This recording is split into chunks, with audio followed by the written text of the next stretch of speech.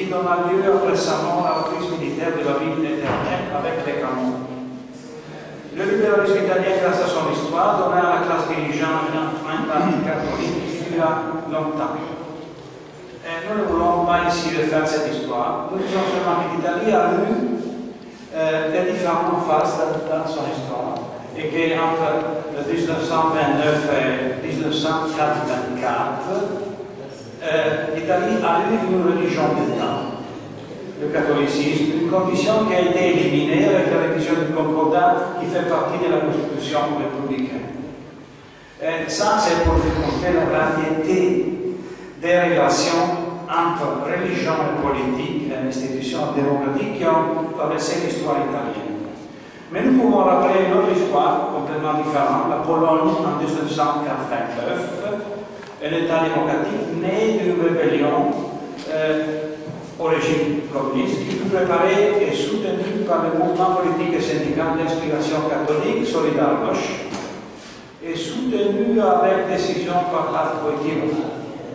L'empreinte religieuse de la culture de classe dirigeante de l'organisation de l'État est influencée par son histoire.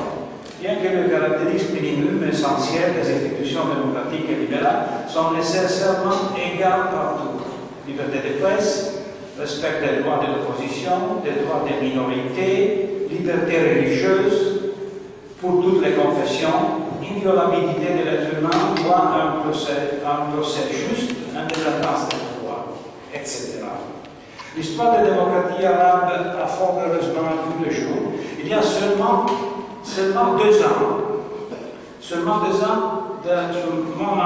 sur notre magasin italien recette, sur notre web site recette.org, où vous pouvez voir la vie de notre organisation, et qui est aussi un journal. Nous discutions, il y a 2 ans, un article de Terry Diamond, le directeur, le fondateur du journal, the Journal of Democracy. Why are there no Arab democracy? Pourquoi il n'y a pas de démocratie arabe? C'était le janvier 2010.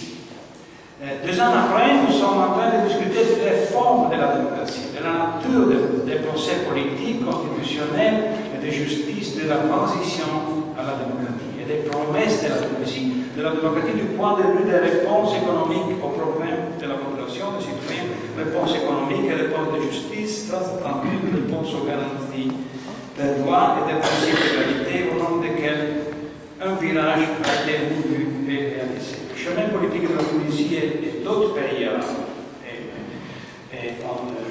j'ai heureusement en condition de dire ça, les jours après la proclamation d'un nouveau président égyptien, a mis au premier plan la force politique des mouvements religieux et des partis d'inspiration islamique qui ont vaincu des élections libres.